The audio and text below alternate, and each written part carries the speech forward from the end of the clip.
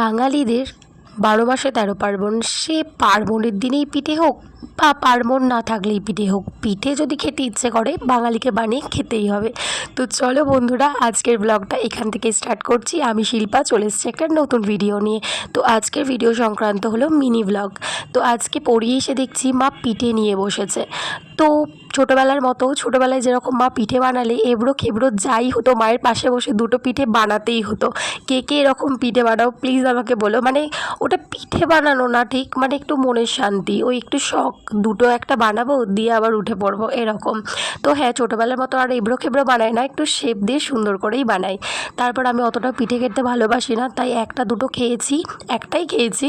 দিয়ে একটুখানি ভাবলাম মশলা মুড়ি বানাই, কারণ আমার গলার অবস্থাটা শুনে বুঝতেই পারছো এমন সর্দি হয়েছে কি বলবো। তাই একটু ঝাল ঝাল খেতে ইচ্ছা করছিলো, তাই একটু মশলা মুড়ি বানিয়েছি বাঁধাকপি দিয়ে।